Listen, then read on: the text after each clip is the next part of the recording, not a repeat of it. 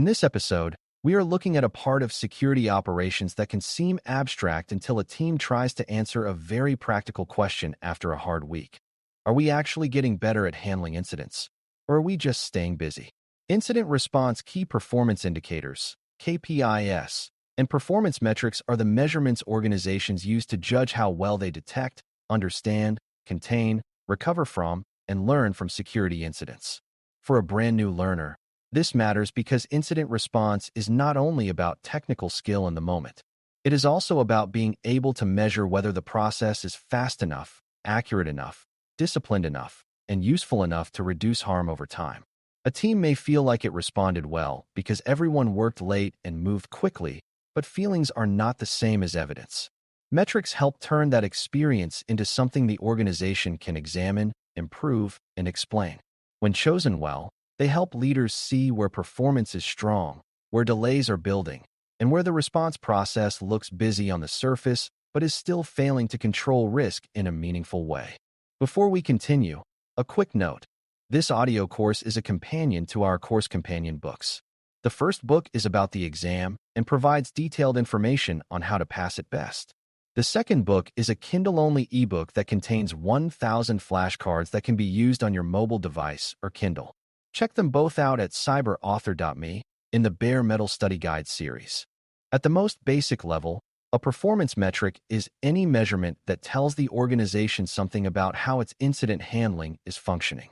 A KPI is a more important subset of those measurements, chosen because it reflects a goal the organization truly cares about and wants to track closely over time.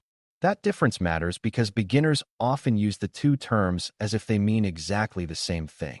An incident response team can collect many numbers, such as total alerts, number of incidents, number of escalations, total hours worked, or how many systems were re-imaged in a month. Those are all measurements, but not all of them are equally useful as KPIs. A KPI should help answer whether the organization is improving at something that matters, such as detecting incidents faster, containing high-impact events more effectively, restoring business services more smoothly, or reducing repeated failure patterns. The point is not to collect numbers because numbers look professional.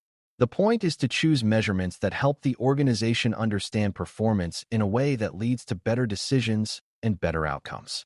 One reason incident response metrics matter so much is that incidents are stressful, fast-moving, and often emotionally charged. People remember intense moments, missed sleep, surprise decisions, and whether the event felt chaotic, but memory is not a reliable system for judging performance. A team may feel fast because it worked urgently, yet the timeline may show that escalation was delayed for hours. Another team may feel slow because the incident was painful, yet the evidence may show that detection, containment, and communication all improve compared with similar past events. Metrics help replace those impressions with something more stable. They allow the organization to compare incidents across time, look for recurring delays, identify weak handoffs, and judge whether process changes actually improved results. For a beginner, this is one of the most useful ways to think about the topic. Metrics are not there to remove judgment. They are there to support judgment with evidence. Without them, incident response maturity is often guessed at instead of measured, and guessed at maturity has a way of falling apart when the next serious event arrives. A major lesson in this topic is that not every easy-to-measure number is worth celebrating or even tracking closely. Some metrics are attractive because they are simple, not because they are meaningful. Counting the total number of incidents, for example, may sound useful, but the meaning of that number depends heavily on the environment, the monitoring coverage, the severity mix, and the organization's willingness to classify events honestly.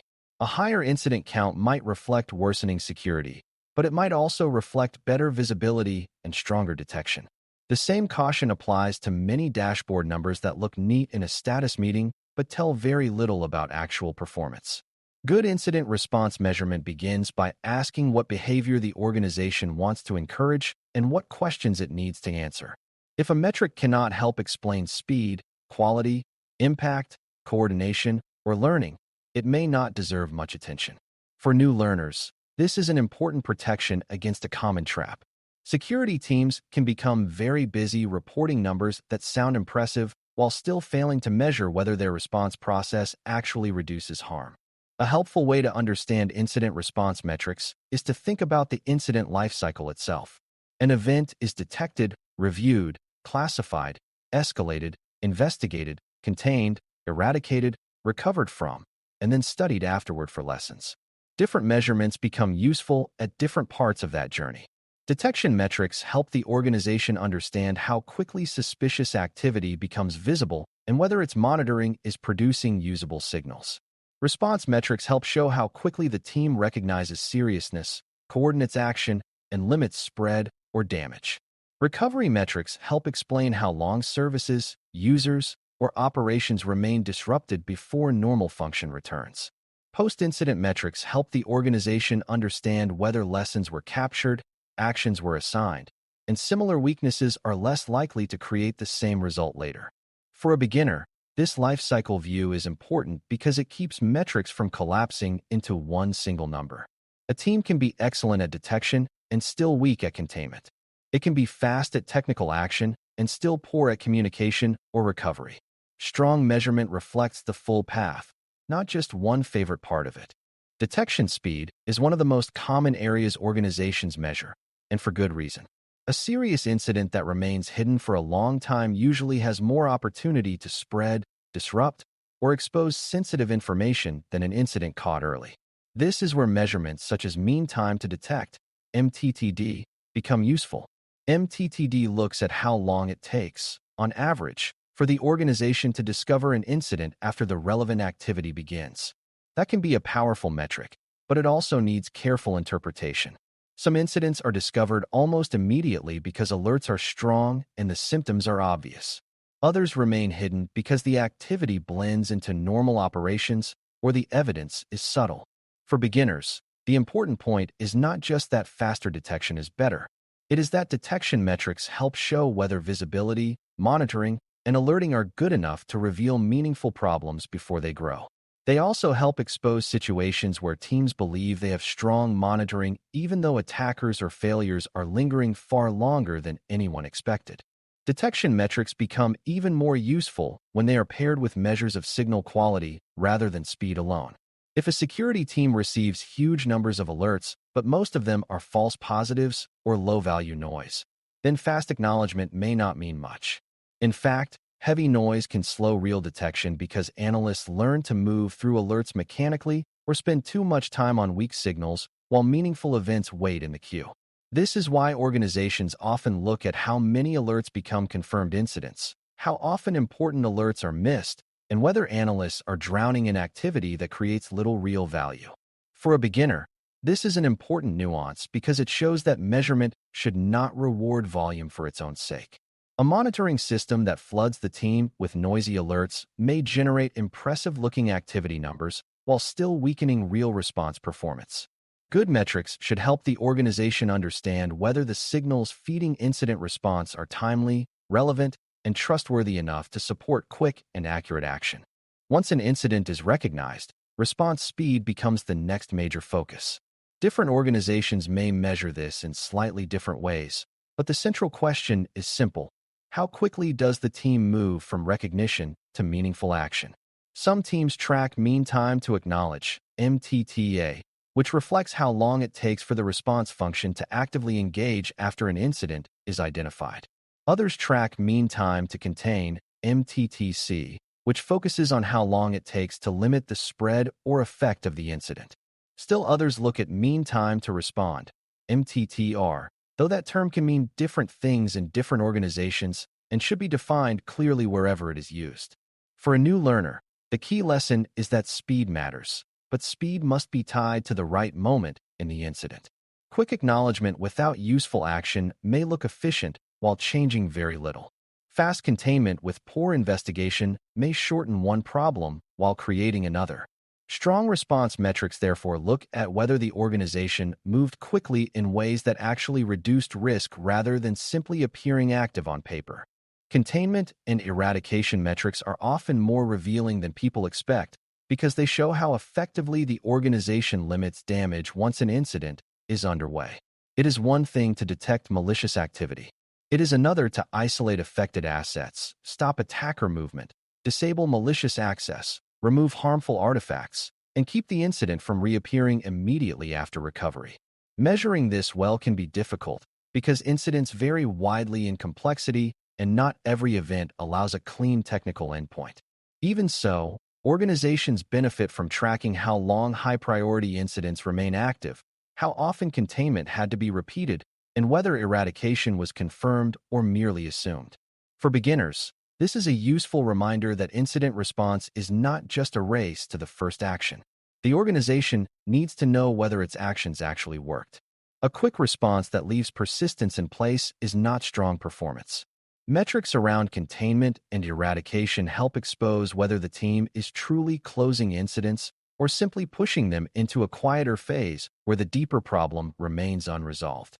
Recovery metrics matter because the organization ultimately cares not only about stopping malicious activity, but also about restoring normal operations with as little disruption as possible. A technical team may feel satisfied once the threat is removed, but business leaders, employees, and customers often judge the event by how long they were unable to work, transact, access services, or trust the environment again. Measurements such as mean time to recover, MTTR, can help show how long it takes to return systems and services to a stable state after the incident begins or after containment is achieved. Recovery metrics may also examine the duration of business disruption, the percentage of affected services restored within expected windows, or the amount of follow-on work required because recovery was incomplete. For a beginner, this is a very practical way to see the difference between technical closure and operational closure. A response process is not fully successful just because the malicious activity stops. It also has to bring people and services back to usable, trustworthy condition, and performance metrics should make that part visible instead of assuming it takes care of itself. Quality matters just as much as speed, and this is where many measurement programs become too narrow. A team can move quickly and still communicate badly, document poorly, classify incidents inconsistently, or overlook important evidence. Good incident response is not only fast, it is accurate, coordinated, and disciplined. That is why organizations often benefit from measuring things like escalation correctness, completeness of incident documentation, timeliness of stakeholder notification, and the percentage of post-incident actions that are actually assigned and completed. These are not always flashy numbers, but they reveal whether the response process is trustworthy and repeatable. For a beginner, this is a major concept because the wrong metrics can teach a team to rush while ignoring quality. If people are rewarded only for quick closure, they may under-investigate, under-document, or communicate too late. A mature set of KPIs, therefore, includes some measurements that reflect whether the response was handled well, not just whether it moved quickly from one stage to another. Context is essential because incident response metrics mean very little when separated from the kind of incidents being measured. A company dealing mainly with phishing reports will show a different performance picture than one handling frequent cloud misconfigurations, insider investigations, fraud cases, or ransomware events. High-volume, low-impact incidents require different expectations than rare, but severe incidents affecting critical business systems. Even within one organization, metrics may need to be separated by severity, asset criticality, or incident category to remain meaningful. Averages can hide too much. A team might show an acceptable average response time while still responding far too slowly to the incidents that matter most. For new learners, this is an important warning. Metrics become more honest when they are sliced in ways that reflect real operational differences. The goal is not to make the numbers look cleaner. The goal is to understand performance where it matters. That often means asking how the organization handles its most important incidents, not merely how it performs across the easiest and hardest cases blended together. One of the most common mistakes in incident response measurement is creating metrics that encourage the wrong behavior. People respond to what is measured, so a poorly chosen KPI can quietly distort the whole program. If teams are pressured to close incidents quickly, they may classify difficult cases too narrowly, rush containment before enough understanding exists, or mark recovery complete while users are still dealing with unstable systems. If leaders focus too heavily on low incident counts, Analysts may feel pressure to keep events out of the incident category even when formal handling would be appropriate. If averages become the main goal, teams may optimize the easy work and leave the hardest work dragging far behind. For a beginner, this is one of the most valuable lessons in the entire topic. Metrics are not neutral. They shape attention and behavior. Good KPI design should reward honest classification, meaningful speed, strong coordination, and real risk reduction rather than pretty dashboards that encourage teams to manage appearances instead of incidents. Audience also matters because the same incident response data should not be presented in exactly the same way to every reader. Analysts and technical managers may need operational detail, such as trends in detection speed, containment time by category, and which stages of the workflow keep slowing down. Senior leaders usually need a smaller number of high-value indicators tied to business effect, resilience, and where major bottlenecks are weakening the organization's ability to manage serious events. Support functions such as legal, communications, or business continuity leaders may care about notification timing, coordination quality, or the duration of service impact. Good measurement programs recognize these differences and tailor reporting accordingly. For a beginner, that means understanding that a metric has two jobs. It must measure something meaningful, and it must be communicated in a form the audience can use. A technical dashboard dropped in front of executives may create confusion instead of clarity. A leadership summary stripped of too much detail may hide where the response process is actually struggling. Strong programs match the measurement to the decision-making level. A simple example helps make this more concrete. Imagine two organizations each report an average incident response time of 4 hours. On the surface, those numbers look identical and maybe even reassuring. But in the first organization, most serious incidents are detected quickly, escalated cleanly, and contained within acceptable windows, while a few slower low-impact cases stretch the average upward.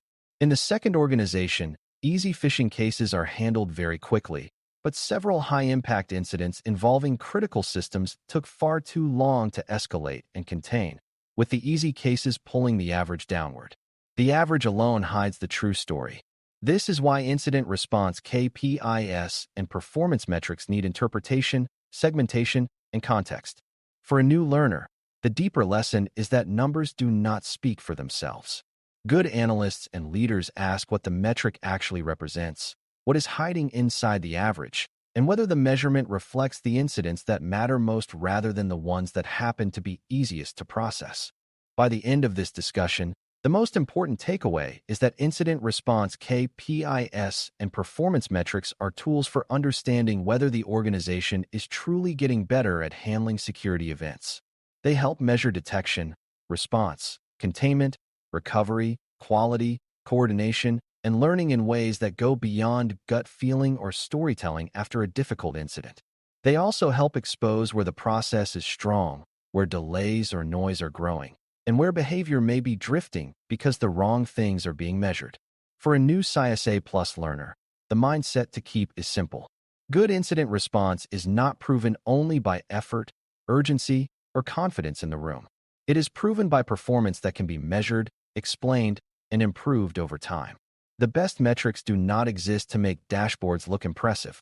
They exist to help the organization respond faster where speed matters, act better where quality matters, recover more smoothly where the business feels the pain, and learn enough from each incident that the next one is handled with more control and less preventable harm. Thanks for listening. For more audio courses, daily newsletters, and more, please visit baremetalcyber.com.